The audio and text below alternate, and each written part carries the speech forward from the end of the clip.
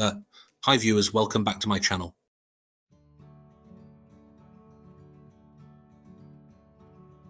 Today's story is from Geoff in Scotland, who shares his observations and statistics about Thai and foreigner relationships within his social circle. Geoff's analysis focuses on the success and failure rates of these relationships, the backgrounds of the women involved, and the factors he believes contribute to their longevity. He also discusses his own marriage and the cultural dynamics at play. Geoff's insights provide a unique perspective on cross-cultural relationships, touching on topics like cultural integration, financial dynamics, and the importance of mutual respect.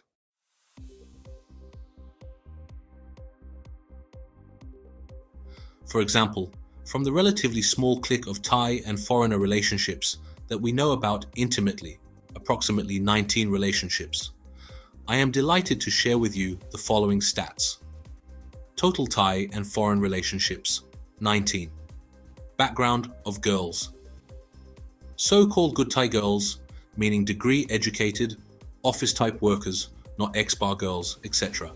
8, which is 42%. Obvious ex-bar girls, 7, which is 37%.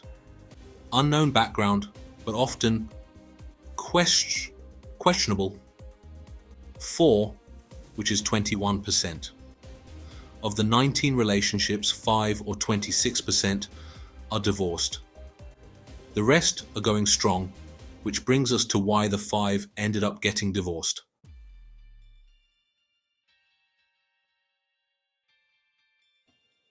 Here are the reasons for the divorces.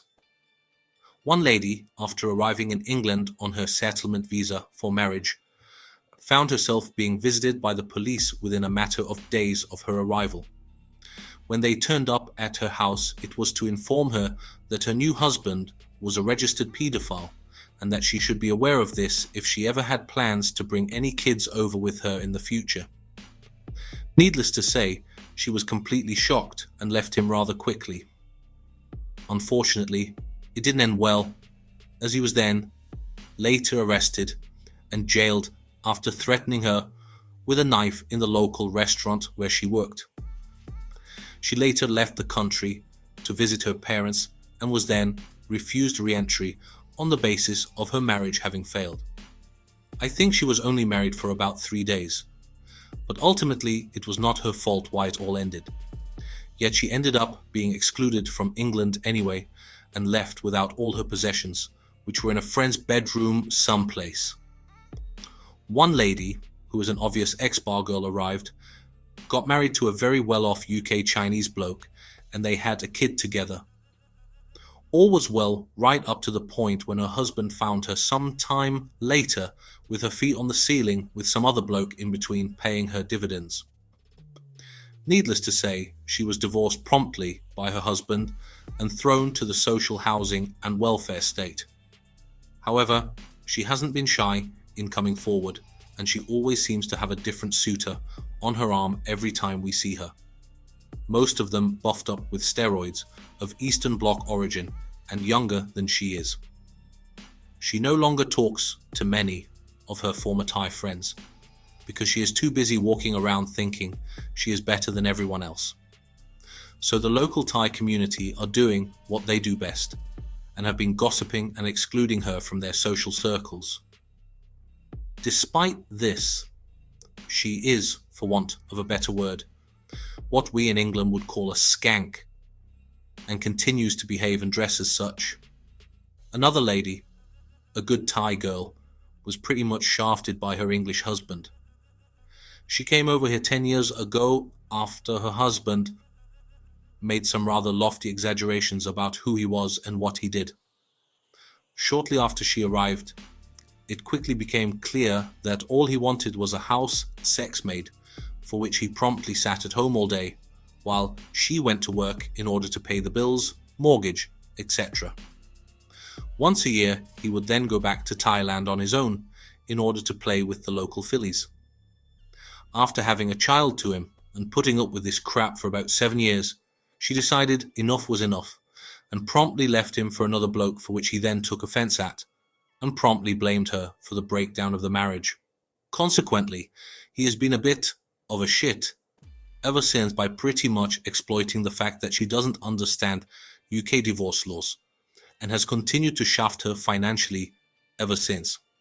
Not only has he kept her away from their daughter, but he has also been claiming child allowance for their daughter as well. However, for most of this, he was living in Thailand, for which he should not have been claiming the allowance as he was out of the country. When the UK Gov found out, they promptly went after his wife on the basis that she was the nearest and most convenient target, for which she was ordered to pay it all back, about £6,000, even though it was her husband who had been receiving all of the money. He also did a few other things, which I cannot mention for legal reasons, and for the past 3 years he has been getting away with it, for which he has stuffed her out of approximately £50,000 worth of assets that she was legally entitled to. She is now with a lovely new bloke who clearly wants to marry her, but until her official husband allows her to formally divorce him, she is still under her husband's stranglehold. And let's not forget, during this whole time he has refused to let her spend any time with her daughter.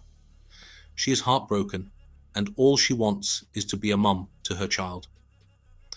Unfortunately for him, and because of this latter issue, some of us who know better have now stepped in and started quietly educating her on her legal rights.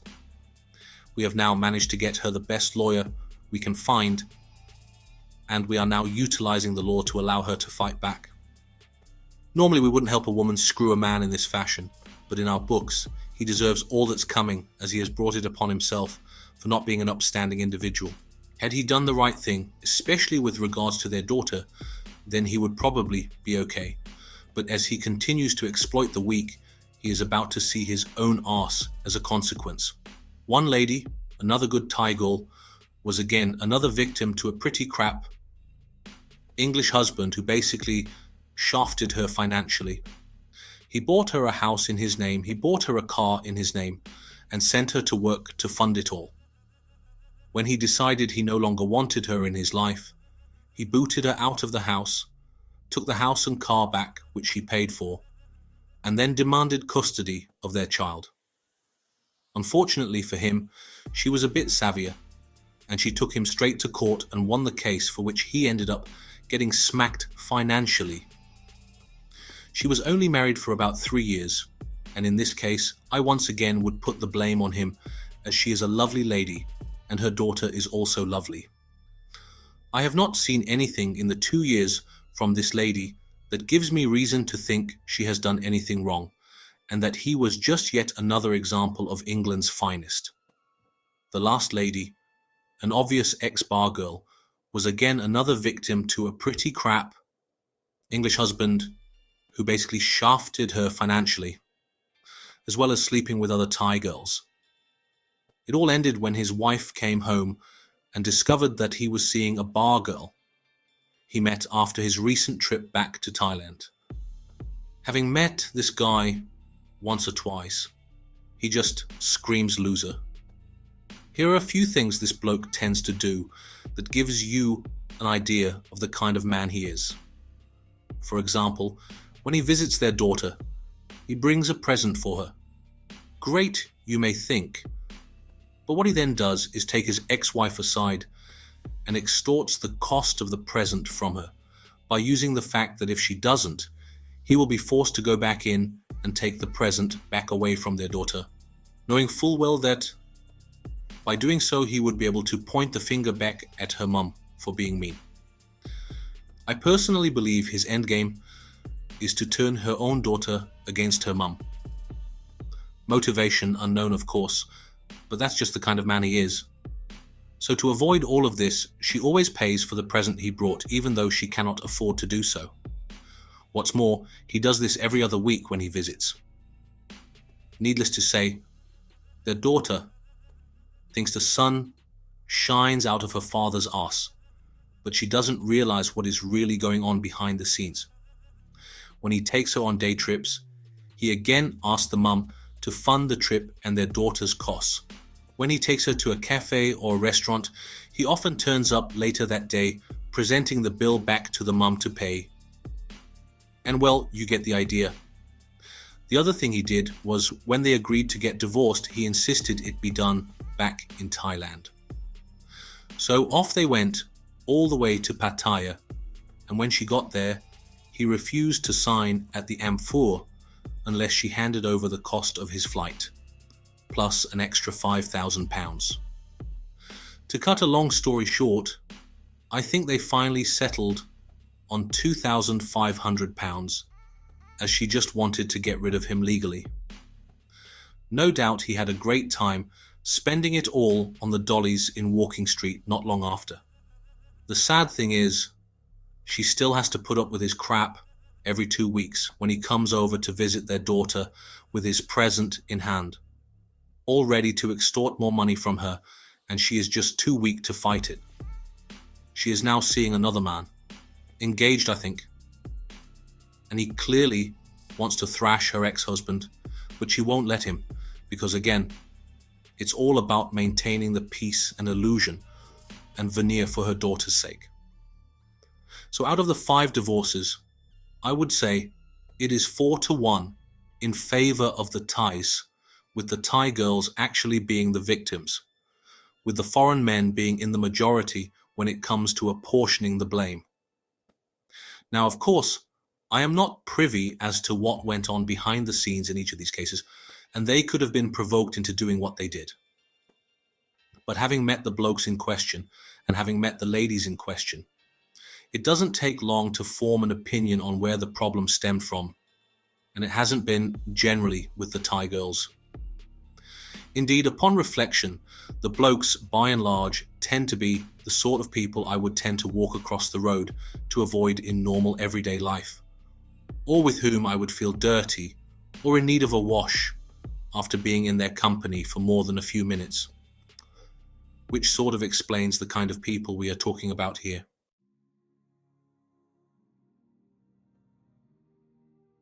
As for the remaining 15 relationships, they all seem to be in pretty good nick, bar-girl relationships included, which shows that even ex-bar girls can have good longer-term relationships which do work quite well. I guess it all comes down to the parties involved and what the motivations were from the ex-bar girl. Did she do it to find a foreigner in order to start a better life? Apart from one of them, the rest have been together for at least 5 years, with the average being between 8 and 10 years. The one mentioned above is a new marriage, about 18 months old, and he is an upstanding bloke, and she is a good, highly educated Thai lady, so it all looks promising so far. They also met here, as he has never been to Thailand either. I often wonder if his views will change should he ever venture that way in the future. The other noticeable factor in all of these marriages is that the age difference tends to be no more than 10 years between the two parties, with the majority being around 7 years difference in age. What I have also found is that there is a clear, distinct correlation between those who end up with ex-bar girls compared to those who end up with the so-called good Thai girls. The ex-bar girls tend to have nice enough, relaxed type husbands, who by vocation are the blue-collar, manual type workers, lorry drivers, plumbers, electricians, bricklayers, etc. And they by and large love to have a pint and a fag and a night out on the tiles every Saturday evening. The office type good Thai girls tend to have more serious, less relaxed husbands, of which I am one, who are white-collar professionals by nature, often with higher degrees, BMWs on the drive, a decent salary, and although the blokes tend to have less time to mess about with the more social aspects of the Thai culture, they very rarely turn up to the Thai get-togethers, whereas the blue-collar workers are there by the busload. Their wives, however, do tend to be at the heart of it, organising things, and being at the epicenter of all things Thai-related.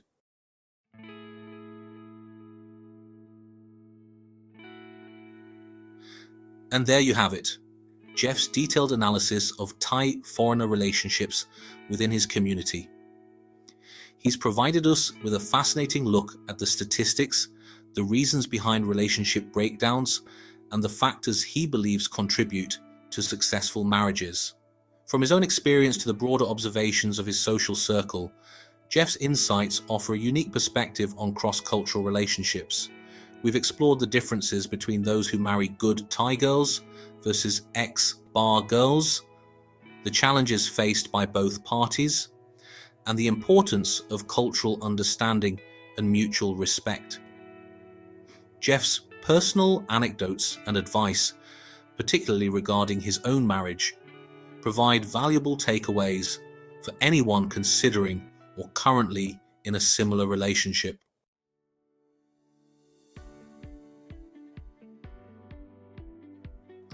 Now, we'd love to hear from you. Do you have any experiences or insights to share about Thai foreigner relationships? Do you agree with Geoff's observations, or do you have a different perspective? Share your thoughts and stories in the comments below. Your contributions can help create a valuable discussion for our community. If you found Geoff's analysis insightful and thought-provoking, please give this video a thumbs up and don't forget to subscribe to the channel for more real-life stories and discussions. Your support helps us bring you more content like this. Thank you for watching, and we'll see you in the next video.